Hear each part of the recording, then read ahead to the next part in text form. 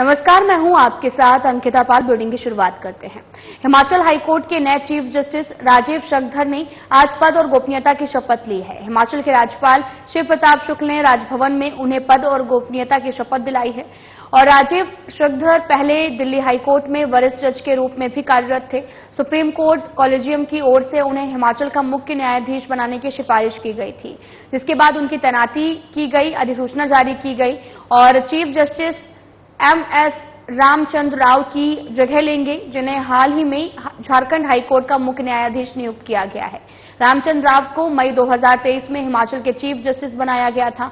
18 अक्टूबर को राजीव शखधर सेवानिवृत्त हो जाएंगे। इस हिसाब से उनका कार्यकाल 1 महीने से भी कम है।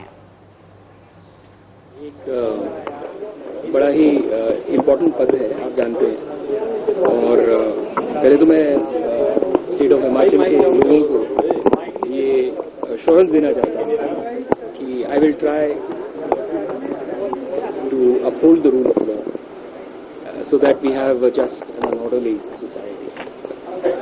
हमारा टेन्योर छोटा है, लेकिन उसका ये मतलब नहीं है कि हम वो नहीं करेंगे जो करना चाहिए, जो हमसे लोग एक्सपेक्ट करते हैं। सो विद दैट, संजौली में अवैध मस्जिद निर्माण मामले में एक बार फिर से चिंगारी सुलग गई है। एआईएमआईएम के दिल्ली के अध्यक्ष शोएब जमाई ने संजौली मस्जिद पहुंचकर एक वीडियो सोशल मीडिया पर पोस्ट किया है, जिसमें वो कह रहे हैं कि मस्जिद वैध है या अवैध, ये कोर्ट तय करेगा। वो हाईकोर्ट में इसको लेकर पीआईएल भी याचिका डालेंगे। वही मामले को बढ़ता देखकर संजौली मस्जिद कमेटी सामने आई और उन्होंने पूरे मामले से किनारा करते हुए शांत माहौल को खराब करने और शोएब जमाई के बयान पर खंडन किया है। उनके खिलाफ कार्रवाई की मांग की गई। वहीं देवभूमि संघर्ष समिति के संयोजक मदन ठाकुर ने कहा कि बाहरी राज्यों से लोग आकर हिमाचल का माहौल बिगाड़ रहे हैं। इसको लेकर बीजेपी प्रदेश अध्यक्ष राजीव बिंदल ने कहा कि बाहरी राज्यों से लोग हिमाचल आकर अवैध निर्माण को अंजाम दे रहे हैं, जिसके खिलाफ हिंदू संगठनों ने आवाज उठाई है। वहीं कैबिनेट मंत्री विक्रमादित्य सिंह ने कहा कि मामला फिलहाल कोर्ट में है, लेकिन यहां पर आकर वीडियो बनाना, सनसनी फैलाना दुर्भाग्यपूर्ण है और इस पर कार्रवाई होनी चाहिए। नमाज पढ़ने को कोई किसी को मना नहीं कर सकते। अब उनके बारे में ना हमारे मौलवी साहब जानते थे कि कौन है, ये कौन शख्स है। जब उनने वीडियो बनाई, जो वायरल हुई, था हमको पता चला कि ये तो दिल्ली से कोई शोएब जमाई नाम का कोई आदमी है।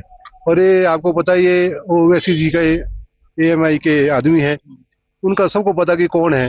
हमारी सरकार भी जानती है, प्रशासन जानती है कि ये जो है बीजेपी के बी टीम के आदमी है। इसमें बोलने में कोई शर्म नहीं है। हम उनसे आग्रह करते हैं कि हमारा संजौली का, खासकर शिमला का, ये माहौल को खराब मत करो। 1 बजे के करीब पहुंचे यहाँ पर और हमें ये नहीं पता था कि ये ऐसे व्यक्ति हैं। हम तो जानते भी नहीं थे। तो हमें आज इससे जब वीडियो हमने देखी, उनको ये नहीं पता कि भाई यहाँ पर जो बिल्डिंगें बनी हुई हैं इन सब के नक्शे पास है। हमारी जो मस्जिद है वो जो अवैध जो बनी हुई है, हमने तो इसमें पहले ही कर दी है। हमारी ये मंशा नहीं थी कि जो हमारे हिंदू भाई हैं उनके दिलों को ठेस पहुंचाना मकसद नहीं था हमारा में कि भाई हम इस वजह से उनको दिखा रहे हैं, उनको ले गए। हमें पता ही नहीं था कि भाई वो आए क्यों, उनका मकसद क्या है और किस पार्टी से वो रखते संबंध रखते हैं। उन्होंने नमाज हो रही है मस्जिद में, नमाज के लिए किसी को ऐसे मना नहीं कर सकते। जो उन्होंने जो काम किया है, उनको यहाँ की हिमाचल प्रदेश की जो हमारी प्यार मोहब्बत, जो यहाँ का माहौल है, उनको यहाँ के इल्म नहीं है, पता नहीं है। मगर जो उन्होंने किया उसका हमें बहुत कहने के सख्ताई के साथ खंडन करते हैं। जैसे ही हमारे संज्ञान में आया, पूरे संगठन के संज्ञान में आया, तो तुरंत हम यहाँ पे पहुंचे हैं और हमने प्राइमरी जो हमारा कार्य था कि हमें एफआईआर करवाएं उस व्यक्ति की।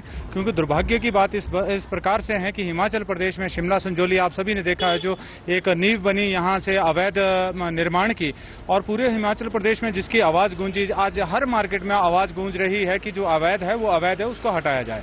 उसके लिए जो यहाँ पे सरकार द्वारा निर्णय लिया गया कि अन्य लोगों के ऊपर जो वो उसकी गिराने की मांग कर रहे थे, अवैध की आवाज जो उठा रहे थे, उन लोगों के ऊपर जिस प्रकार से प्रदेश सरकार ने लाठियां भांजी। हिमाचल की जनता ने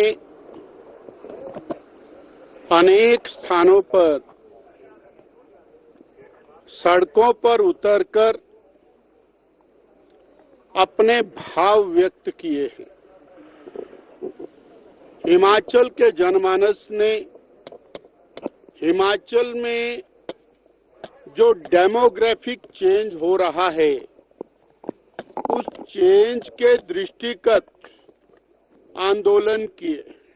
हमने जो बैठक करी थी यूडी की और म्युनिसिपल कॉरपोरेशन की, उसमें ये फैसला लिया गया है कि जितने भी स्ट्रीट वेंडर्स हैं, चाहे वो कोई सामान बेच रहे हैं, कोई गुड्स बेच रहे हैं, पर्टिकुलरली जो खान पीन का सामान बेच रहे हैं, कोई मोमोज बेच रहा है, कोई नूडल्स बेच रहा है, कोई और चीजें बेच रहा है, तो उसके ऊपर जो है हमको दोनों तरीके से हाइजीनिक रूप से भी उसके ऊपर जो है एक्शन होना चाहिए, क्योंकि सफाई वाला खाना बिकना चाहिए। उसके लिए जो फूड एंड सिविल सप्लाईज के डिपार्टमेंट के लोग हैं वो उसके ऊपर देखेंगे। कृषि विश्वविद्यालय पालमपुर की भूमि टूरिज्म विलेज को ट्रांसफर करने का मामला सामने आया है। इस मामले पर हिमाचल हाईकोर्ट ने रोक भी लगा दी है। अगले आदेशों तक कृषि विश्वविद्यालय की 112 हेक्टेयर भूमि टूरिज्म विलेज को ट्रांसफर नहीं की जा सकेगी। हिमाचल सरकार ने कांगड़ा में टूरिज्म विलेज विकसित करने के लिए जमीन ट्रांसफर करने का फैसला लिया था। अब हाईकोर्ट के अगले आदेशों तक ये भूमि कृषि विश्वविद्यालय के पास की रहेगी। जस्टिस विवेक ठाकुर और जस्टिस रंजन शर्मा के डिवीजन बेंच में ये मामला लगा हुआ है। इस बारे में सरकार से 2 सप्ताह में जवाब भी मांगा गया। इस बारे में भी यूनिवर्सिटी टीचर एसोसिएशन ने जनहित में याचिका दायर की थी। एडवोकेट नरेंद्र ठाकुर ने फैसले की जानकारी भी दी है। प्रदेश एग्रीकल्चर टीचर एसोसिएशन के माध्यम से एक जनहित याचिका जो हिमाचल प्रदेश हाईकोर्ट में दायर की गई थी।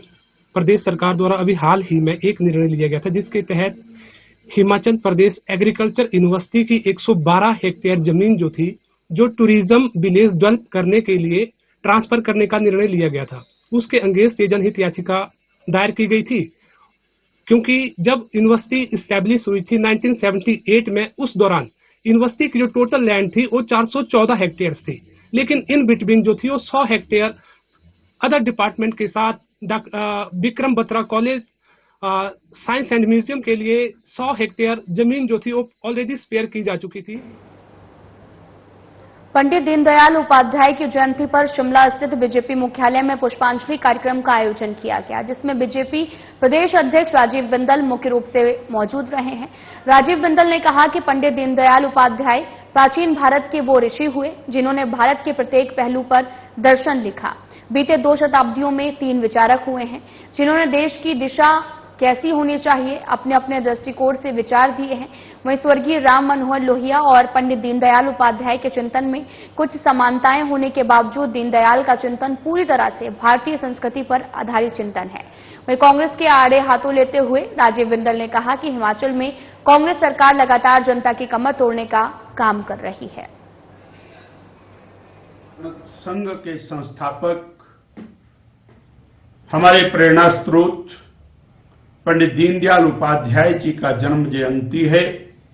ये वो विचारक रहे, वो चिंतक रहे जो पिछली 2 शताब्दियों के अंदर देश को किस प्रकार से आगे जाना चाहिए उसके बारे में अगर एक समग्र चिंतन किसी ने दिया तो वो पंडित दीनदयाल उपाध्याय है। दीनदयाल जी ने अंत्योदय सिरमौर में स्वच्छ भारत अभियान के तहत राष्ट्रीय ग्रामीण आजीविका मिशन ग्रुप अंधेरी की महिलाओं ने सफाई अभियान छेड़ा है। समाज सेवी अनुराधा सिंह ने बताया कि बयान जारी करते हुए बताया, उन्होंने कहा कि आज स्वच्छ भारत अभियान के तहत राष्ट्रीय ग्रामीण आजीविका मिशन ग्रुप अंधेरी महिलाओं ने अपने गांव में सफाई अभियान चलाया, जिसमें गांव के दर्जनों महिलाओं ने भाग लिया है। अनुराधा सिंह ने बताया कि राष्ट्रीय ग्रामीण आजीविका मिशन ग्रुप अंधेरी की महिलाएं हर रविवार को अपने गांव में सफाई करेंगी ताकि अपने गांव को सुरक्षित और सुंदर बनाया जा सके। इस मौके पर उनके साथ महिला मंडल अंधेरी की महिलाएं भी उपस्थित रही हैं। अंधेरी की महिला हूं और जैसा कि आप सभी को ज्ञात है कि अभी सफाई अभियान चला है और ये 2 अक्टूबर तक चलता रहेगा और आप सभी देख रहे हैं महिला एकत्रित हुई यहाँ पर सफाई अभियान के लिए हुई है। और हमने स्कूलों में जाकर, जैसे एसबीएम स्कूल अंधेरी अपना हाई स्कूल यहाँ पे अंधेरी स्कूल है, और हमने सभी स्कूलों में जाकर बच्चों को जो है सफाई के प्रति जागरूक किया। और विश्वविख्यात पर्यटन नगरी मैक्लोडगंज में आए दिन स्थानीय दुकानदारों और रेस्टोरेंट मालिक के बीच में बाहरी राज्यों और देश विदेश से आने वाले पर्यटकों के बीच में कोई न कोई कहासुनी और मारपीट का मामला देखने को मिलता रहा है। इसी कड़ी में बीती रात मैक्लोडगंज में भी एक एनआरआई पर्यटक की ओर से एक रेस्टोरेंट में लोगों के साथ कहासुनी हो गई। इसी बीच हिमाचल के पड़ोसी राज्य पंजाब से आए एनआरआई पर्यटक ने लोगों को गन दिखाकर डराने का काम किया।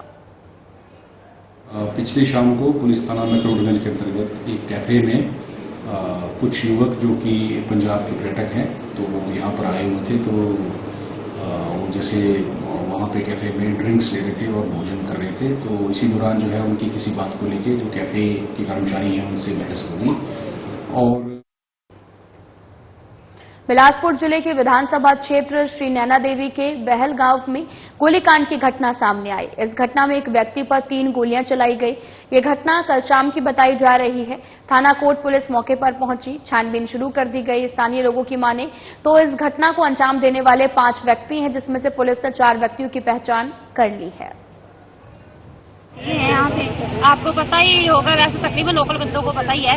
कल रात पहले हमारे लोगों के साथ जो गाड़ी पे से घर आ रहे थे उनके साथ मारपीट हुई, और जब वो बहल साइड आ गए उन्होंने फोन किया घर को, तो हमारे घर से देवर गया कि चलो हम देखते हैं क्या हुआ। तो हमने पुलिस को भी फोन किया कि चलो पुलिस आएगी, पुलिस खुद देखेगी, हमने क्यों ऐसे हिंसा में हम क्योंकि विश्वास नहीं रखते। तो हमने पुलिस को फोन किया।